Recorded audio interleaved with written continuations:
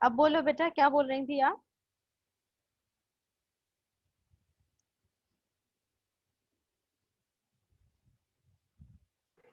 जी ma'am. जी बेटा। Ma'am इस मुझे भी इसी क्वेश्चन में कंफ्यूजन है, मैं स्क्रीन शेयर करके आपको वो क्वेश्चन दिखा दूं? ठीक है, कर दो स्क्रीन शेयर।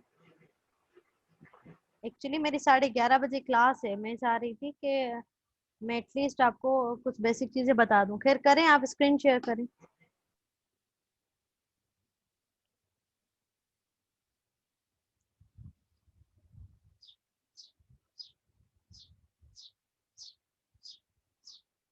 आपकी क्लास है 11 बजे? ठीक है। तो जी मैम, ये स्क्रीन शेयर हो रही है? जी जी बेटा। डिजाइन ए मैम ग्राफ। इसमें क्वेश्चन नंबर जो, जी 4 वाला ना? जी मैम, क्वेश्चन नंबर 4।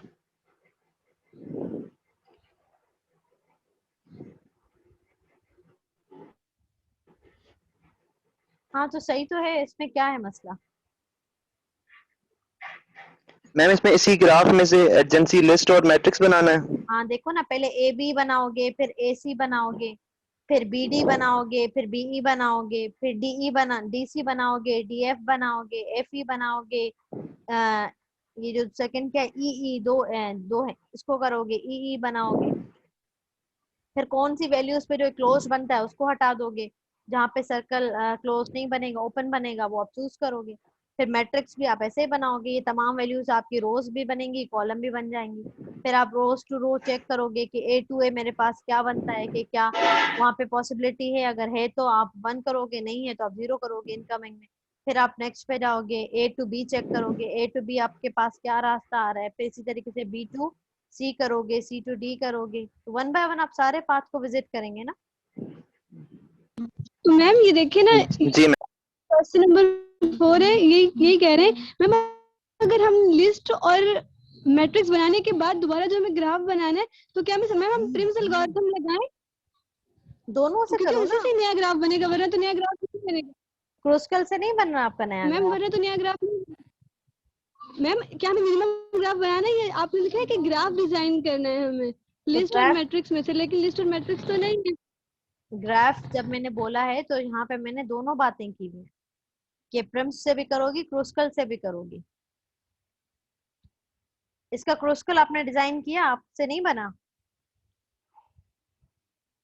क्रूस्कल मैम में देखना, मैंने पहले मैम पहले प्रिंस एल्गोरिथम और दूसरा एल्गोरिथम लगा के जो ग्राफ नया बनेगा, उसकी हमें लिस्ट और मैट्रिक्स बनाएंगे, क्योंकि पहले ग्राफ बनेगा फिर लिस्ट और मैट्रिक्स बनेगी ना।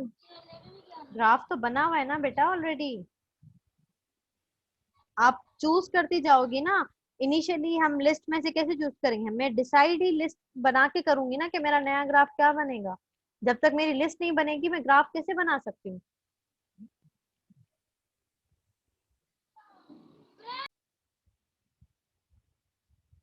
समझ आया? मैम ग्राफ तो लिस्ट, मैम समझ तो आ गई है। आप एक काम करो, आपने सॉल्व किया है, अपनी स्क्रीन शेयर करो। सॉल्व किया है ना आपने?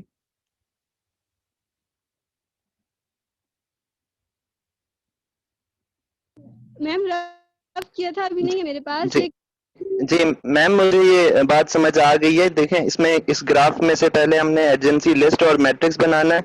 इसके हाँ बाद वो जो हमारे पास वैल्यूज आए उनमें से एक और ग्राफ बना देना है, इसी जी तरह। जी, ये करना है। ग्राफ में से लिस्ट बनानी है, लिस्ट में से जो नोड आपने सेलेक्ट की, फिर उस सेलेक्टेड नोड का ग्राफ बनेगा ना। ये तो क्लोज्ड है, ये तो मैं बता ही नहीं, ये तो टोटल रफ ग्राफ बना हुआ है। अगर ऐसे ये करेंगे तो वापस ये ग्राफ बन जाएगा। बच्चा क्यों बनेगा, ये तो क्लोज्ड है ना। आप ऐसी कोई नोड ही नहीं लोगे जो कि ई से सी तक जा, तो सी से एफ तक जाती हो, आप ये ओपन छोड़ोगी। आप ऐसी कोई नोड नहीं लोगे जो कि बी को सी से मिलाती हो, क्योंकि क्लोज्ड है, आप तो ओपन करेंगे। आप यही तो डिसाइड कर रही हैं। ये ट्राइंगल बने हुए हैं सारे, ये आप थोड़ी करेंगे, ये तो बंद है। आपको तो रास्ता ओपन रखना होता है, आप क्लोज ठीक है। सर्किट देखेंगे नहीं इसमें। अब देखो आप, मेरे हिसाब से मैं बी और सी को नहीं मिलाऊंगी, बी और डी को नहीं मिलाऊंगी, क्योंकि मुझे क्लोज लगेगा। मैं मजीद जो एफ और सी को नहीं मिलाऊंगी, मैं एफ और ई को नहीं मिलाऊंगी। क्यों? फिर मेरी 4 नोड तो यहीं पे कम हो गए, 4 नोड कम हो गए मतलब मुझे नया ग्राफ मिल गया, मेरी वैल्यू भी और मिनिमम हो गई। जब आप लिस्ट बनाओगी ना तो कौन सी आप लिस्ट कब बनाती हो, एक वैल्यू के बेस पे बनाती हो और एक आप बनाती हो कि ओपन और क्लोज सर्किट के बेस पे। अगर वो साइकिल बना रहा है, एक मैंने वो स्लाइड थी उसके अंदर नीचे पूरी लाइन लिखी हुई थी कि we do not choose B and D, why, because they are creating a close circuit, they are repeating a cycle, इसीलिए हम इन दो एलिमेंट्स को जो है वो डिस्कार्ड कर रहे हैं। But we choose the D and C, why, because they are not creating any cycle. ठीक मैम, समझ गए। पक्का समझ आया? जी मैम, समझ आ गई। ठीक है, और किसी को क्वेश्चन है थैंक यू इसमें? So much ma'am. No, it's okay.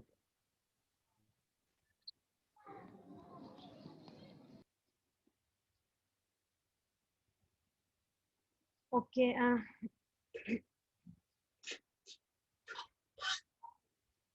Screen show हो रही है आपके साथ? जी मैम, स्क्रीन शो हो रही।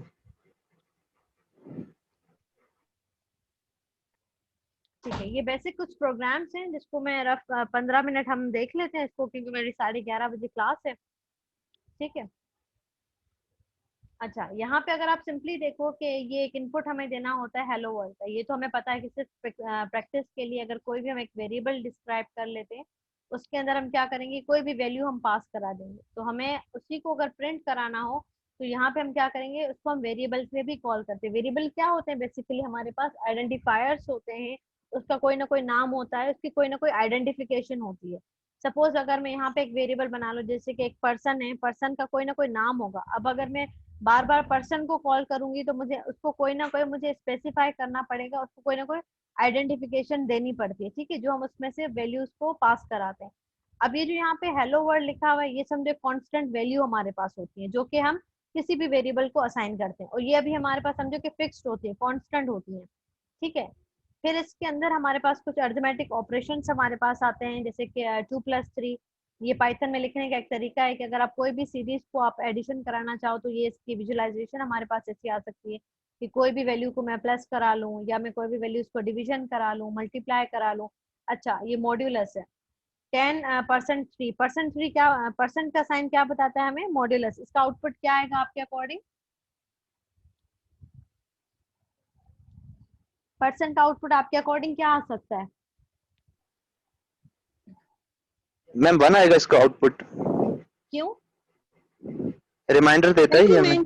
जी, ये हमें क्या देता है, ये हमें रिमाइंडर देता है। सपोज अगर 3 3 9 तो हमारे पास 1 रिमाइंडर इसके अंदर बचता है, तो ये मॉड्यूलस का साइन जो होता है, ये परसेंट का साइन, ये हमें क्या बताता है, ये हमें रिमाइंडर दे रहा होता है। ठीक है, अच्छा, अगर मैं स्टैरिक डबल स्टैरिक को यूज करती हूँ तो ये इसकी क्या रिप्रेजेंटेशन होती है?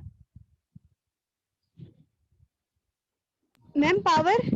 जी, ये पावर को रिप्रेजेंट करता है। जैसे कि इसका आंसर क्या आएगा हमारे पास, 2 की पावर 3, इसका मैम जवाब 2 क्या आएगा? 8 8। एग्जैक्टली, 2 की पावर 3, इसका आउटपुट हमारे पास क्या आ जाएगा, 8 आ जाएगा। ठीक है, फिर अगर मेरे पास एक स्ट्रिंग है, स्ट्रिंग को हम कैसे रिप्रेजेंट करते हैं, स्ट्रिंग की रिप्रेजेंटेशन कैसे होती है? जी मैम कोटेशन से। बेटा, एक सेकंड में चार्जर कनेक्ट कर दूं, बैटरी लो है।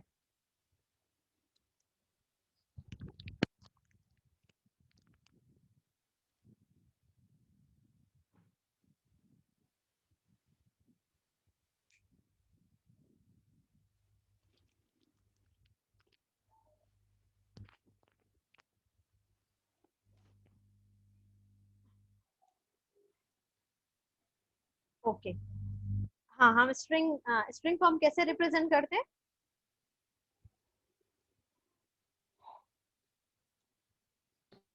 मैम कोटेशन से। ठीक है, अगर मेरे पास एक स्ट्रिंग यहाँ पे बनी हुई है, इसी के अंदर अगर मुझे कोई एडिशन करनी है स्ट्रिंग्स के अंदर, तो मैं किस तरीके से ऐड कर सकती हूँ कि एग्जिस्टिंग स्ट्रिंग के अंदर से मैं कोई भी न्यू वर्ड को ऐड कर सकती हूँ। सपोज कि अगर आप यहाँ पे कोई टाइटल ऐड करना चाहो कि दिस इज माय वर्ल्ड, या कोई भी अगर आप ऐड करना चाहो दिस इज जरेश, या I am student of class 3B section B, कुछ भी करके अगर आप कोटेशन पास कराओ, तो उसमें कोई भी आप स्टेटमेंट इसमें से पास कराओ, तो आप क्या करोगे, अगर कोई भी स्टेटमेंट आपकी अधूरी है तो आप उसके अंदर स्ट्रिंग को कॉन्केटिनेट भी कर सकते हो। तो कॉन्केटिनेट करने के भी हमारे पास डिफरेंट तरीके होते हैं। This is one of the way where we add the 2 different strings together. ठीक है, एक हमारे पास स्ट्रिंग है, उसी के अंदर अगर मुझे ऐड करना हो तो मैं क्या करूंगी, उसी के अंदर मैंने एक और वर्ड को जो है यहाँ पे ऐड कर दिया, ठीक है, इसको हमने प्रिंट कर दिया।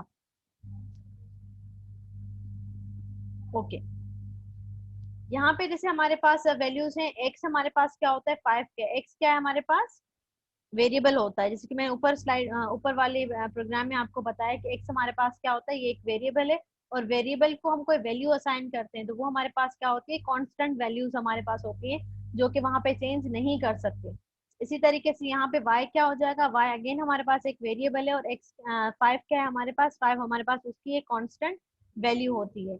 अब अगर हम प्रिंट करेंगे x को तो यहाँ पे हमारे पास क्या इसका जो आउटपुट है वो हमारे पास क्या आएगा, प्रिंट एक्स पे क्या आउटपुट आएगा मेरे पास 5। 5। अच्छा, अगर हम यहाँ पे प्रिंट के अंदर जो वैल्यूज जो हैं वो जब प्रिंट कराना होता है तो हम किसको यूज करते हैं, कांस्टेंट को यूज करते हैं, वेरिएबल को यूज करते हैं, वेरिएबल को।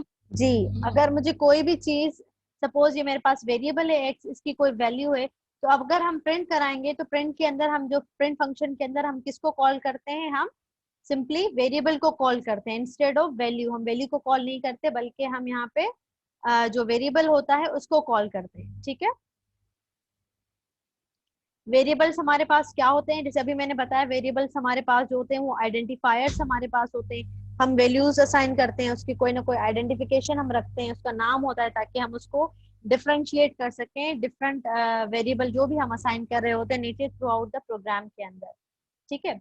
अच्छा, अगर हम एक ही डिफरेंट वेरिएबल्स को एक ही वैल्यू असाइन करें तो सपोज जैसे कि इसका एक ये तरीका भी मेरे पास हो सकता है कि 3 डिफरेंट वेरिएबल्स को मैंने एक ही वैल्यू असाइन कर दी, या तो हम सिंपली ये भी कर सकते हैं कि 1 बाय 1 हमने तीनों वेरिएबल अलग से बना दिए और हर वेरिएबल को हमने एक ही वैल्यू असाइन कर दी, इसका ये भी तरीका हो सकता है।